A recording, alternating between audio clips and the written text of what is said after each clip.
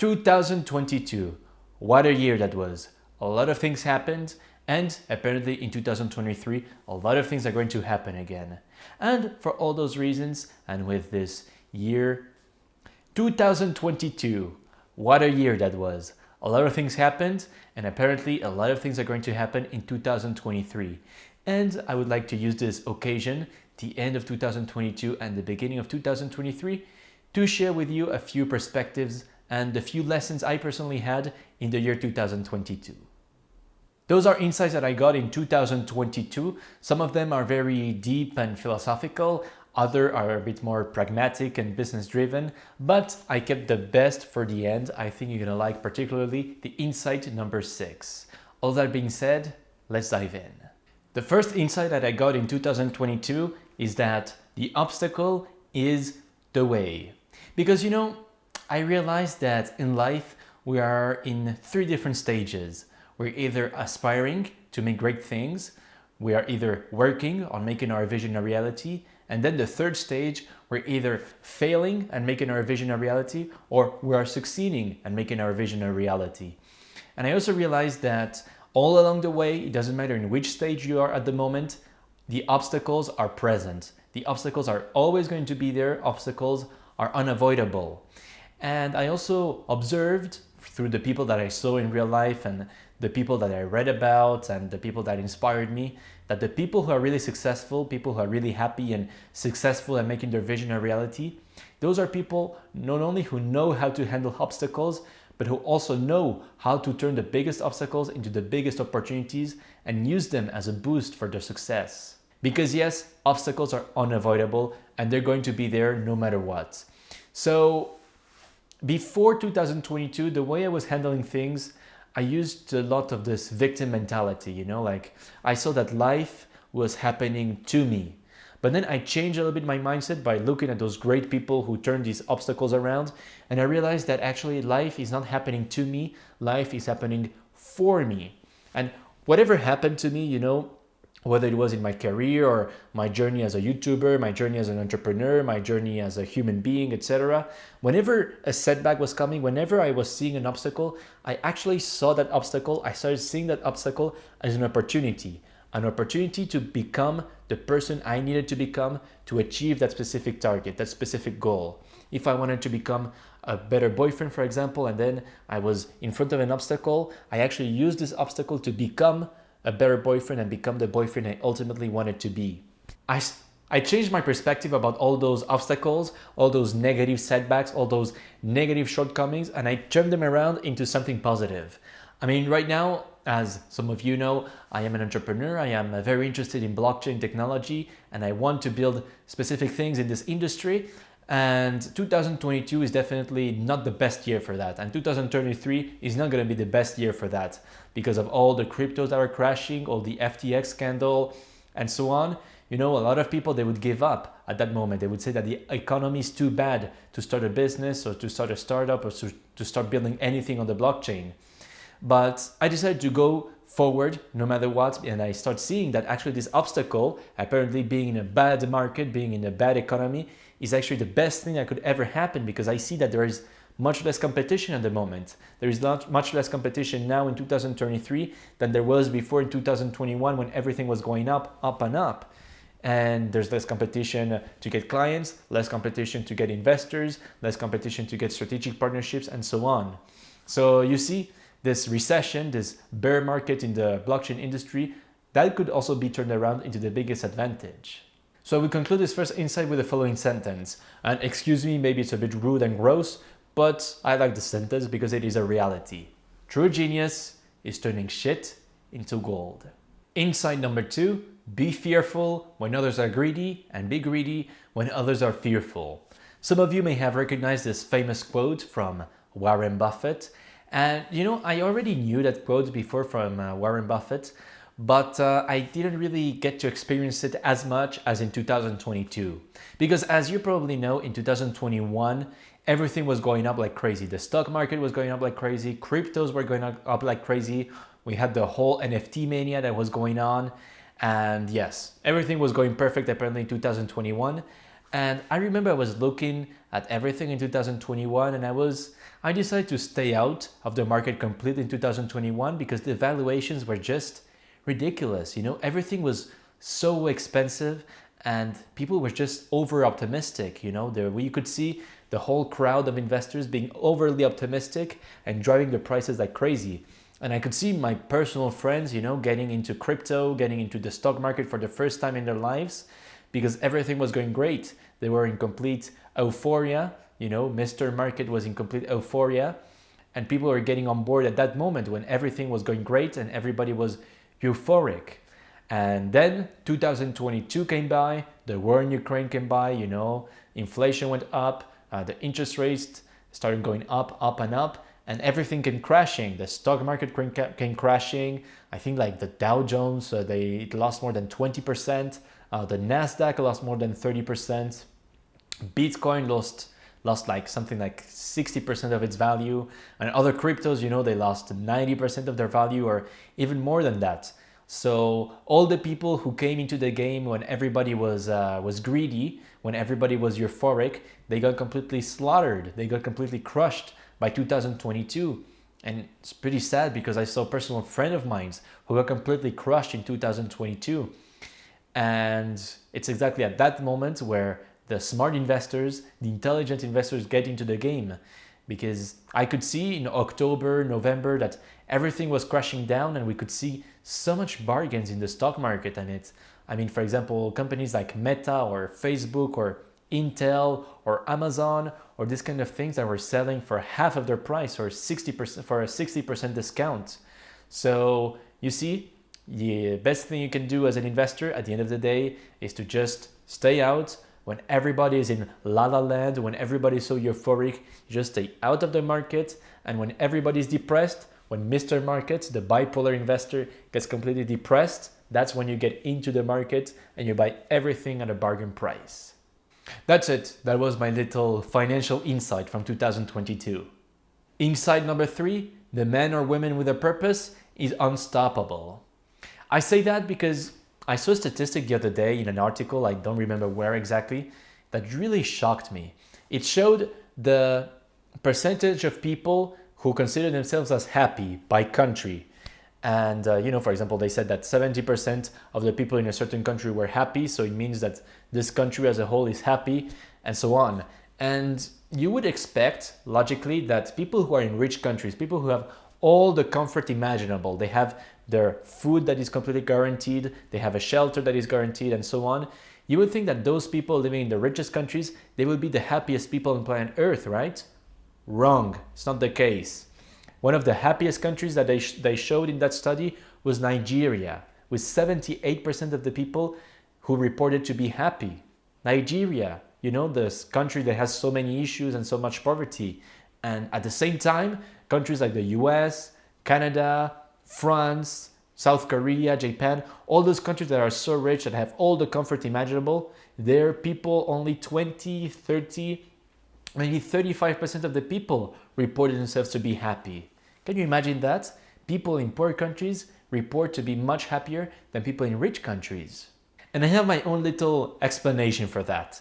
I think that what's happening is the following.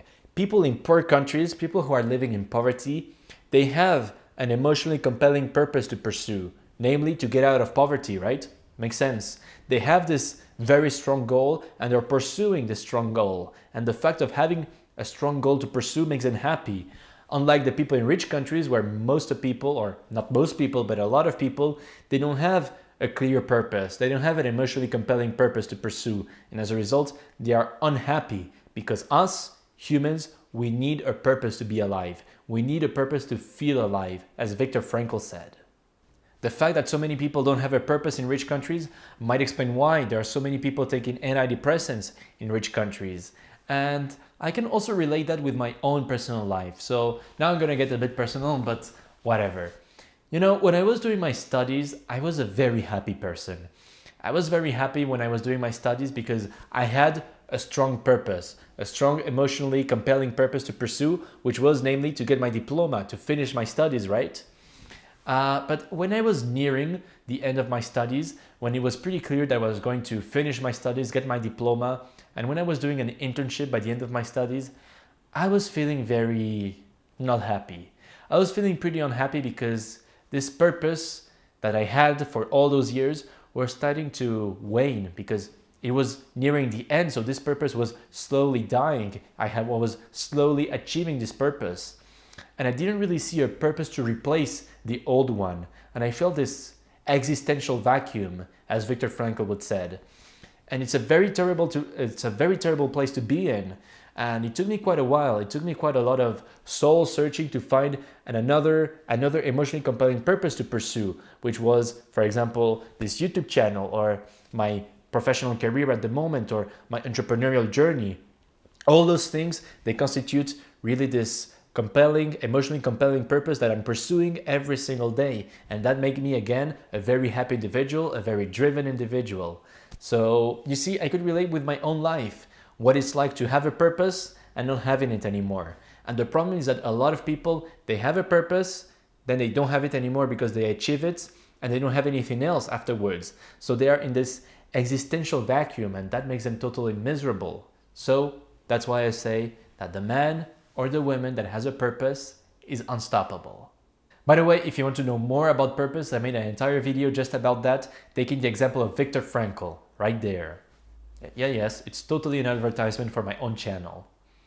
Insight number 4, be impatient with actions, but patient with results. This is probably my favorite insight of 2022 because it has a lot of sub-insights, if you will. This insight, by the way, this insight is not mine, properly speaking, it is a quote, but unfortunately I don't remember who said that quote, but I read it somewhere and it stayed in my mind since then. And I really like this insight because another thing that it taught me, this insight, is that there are two types of things in life. There are the things that we control and there are the things that we do not control. And the results that we get in life, in other words, the absence or the presence of success is not under our direct control. There are many things in success that we control, but many other things that we do not control. For example, building a successful YouTube channel, for instance. There are a lot of things that are under my control. I can show up every day. I can do high quality content. I can upload content consistently. I can do nice thumbnails, etc. All of this is under my control. But whether or not the YouTube algorithm is going to pick up on my video and show it to cold traffic, and if people are going to appreciate my videos, and if they're going to leave comments that are going to boost my YouTube algorithm, and if people are going to watch the videos entirely, etc., all of those things, they're not under my control. So knowing what is under my control and what is not under my control gave me a lot of happiness, a lot of stillness, because it allowed me to focus solely and work solely on the things that are under my control and be patient with the things that are not under my control. And I think you know where this is going, being patient with results and be impatient with actions. So this insight is pretty much self-explanatory. Being patient with actions, show up every single day, take action and focus on the controllables, focus on what is under your control and be patient on the things that are not under your control. In that case, results. I mean, think about companies like Apple or Microsoft. How much time do you think it took between the moment they were created until the moment they were enormously successful? It took years, or it even took decades. So, or becoming a CEO, for example, of a company. How much time do you think it took between the moment this guy started his career, or this girl started his career and became the CEO of the company? Again, years or decades, but it didn't prevent all those people to keep showing up, to make the effort daily and finally getting the results that they wanted because they were patient enough. Remember, Rome was not built in one day. Insight number 5, there is not a single way in life, only your universal way. Because if there is one thing on this planet that there will never be a shortage of, is the people who know better how to run your life. All those people who tell you, you should do this, you should do that. You should go to college and then get a high-paying corporate job and then buy a house at 25, get married, build a retirement plan, blah, blah, blah, blah, blah. Now, don't get me wrong. I have nothing against going to college or buying a house. I mean, I went to college myself and I'm very grateful for that. But what I mean by that is that there is this standard blueprint that people want to impose on us that, is the standard way of living. And it's very nice for a lot of people. For a lot of people, maybe it's the best option, but everybody's a bit different. We all have a different context and we all have different objectives. And we have to understand that this blueprint is not necessarily the best for everybody. And there are other options out there. And I think it is very important, especially in this day and those days of conformity, of comparison and conformity, it's very important to find what works for you, to find, as Ozin June would say, your universal way.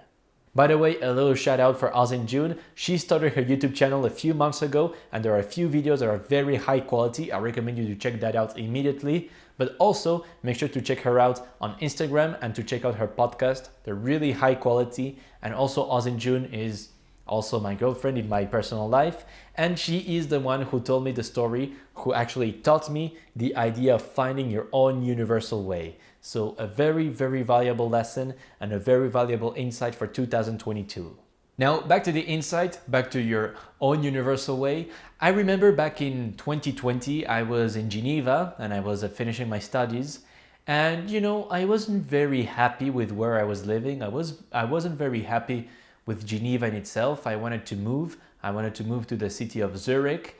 And I wasn't really happy also how my career was turning out, my professional career. I wanted to make a career move.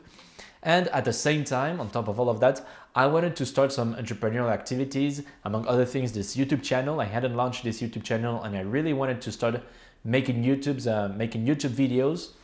And I remember talking about that with my roommate and she said, I remember she was very unsupportive. She said, "That's ridiculous. Why would you go to Zurich? You don't even speak German. And why would you make videos on YouTube? Who the hell would be listening to you, really?" And I remember that was really such a pain in the ass to have somebody who was so unsupportive. And she really wanted to force me to do, what everybody else was doing. And I remember she told me, just look at what all the other people are doing. Just look at what your classmates are doing and do the same thing. Stay here, focus on your job, and then you get an apartment and we'll buy IKEA furniture to furnish your apartment. I swear, she really mentioned about the IKEA furniture. And I remember internally, I was just saying, screw that. That's not my reality. That's not my way. It's maybe a perfect way for other people. Maybe that's the perfect option for other people. But me, I don't want that for myself. I want to do something else. And look, 2 years later, almost 3 years later, I could relocate to Zurich. I am in a professional career that I like and enjoy much, much more. And I'm very happy to have this channel and other entrepreneurial activities. You see, I could have back then not followed my universal way despite the calling that I had, just follow what everybody else was doing, and I would probably be miserable right now in a city that I don't like and in a career that I don't like. But I took this turn. I really had the courage, to follow my own universal way, and that made me a much happier person. And what about you? What is your own universal way? Are you really following your own universal way? And the final insight of the year 2022, you are your own worst enemy. That is something that when I found out about it in the year 2022, completely blew my mind. Because your biggest enemy when you're pursuing something are not your competitors, it's not the bad market or the bad economy or the system or whatever that may be. The worst enemy is really yourself. We're actually the biggest obstacle to our success, our biggest enemy. The real obstacle to our success is our tendency to self-sabotage, our tendency to play the victim, our tendency to not having enough discipline, and so on. When I really observed the people around me, or when I studied famous people, I realized that their biggest struggles and their biggest failures were not because of external circumstances, because of competitors or whatever that may be, but it was most of the time internal. Let's take a famous example. Let's take Steve Jobs, with probably his biggest setback in his life when he got fired from Apple. When we really look at this situation, we see that it was not because of the board of directors of Apple that were evil and wanted to crush Steve Jobs. Really, the real reasons of Steve Jobs getting fired from Apple is that Steve Jobs had become completely unmanageable. His ego was completely out of control and he was taking bad decisions. So the board of directors really had no other choice than laying off, than firing Steve Jobs. So you see, In that case, Steve Jobs was his own worst enemy. This failure, this big setback that he got, the main reasons of this setback was internal. It was because of him, his ego that was completely out of control. And I bet that the same thing can be said about pretty much anybody. The biggest struggles we have are internal, and it's because of our own setbacks or our failure to adapt to certain things that we struggle so much. For most of the people living in rich countries at least, their obstacles in their life are internal. It is their lack of discipline, their lack of courage, their lack of temperance, an ego that they could not manage, or painful traumas that they could not resolve, and so on. That is why I came to the conclusion in 2022 that the best road to success, the best thing we can do to be successful is actually working on our self-mastery, working on ourselves, identifying what are those things that are keeping us back, that are keeping us where we are right now and preventing us to go where we want to go, and really working on ourselves, working on self-mastery. As Cyrus said, the greatest of empires is the empire over oneself. That was it for this video about my insights of 2022. As always, I hope you enjoyed this video. If that is the case, a little thumbs up is always appreciated. Do not forget to subscribe to my channel to never miss a new video, and I will see you very soon for the next one. In the meantime, take care.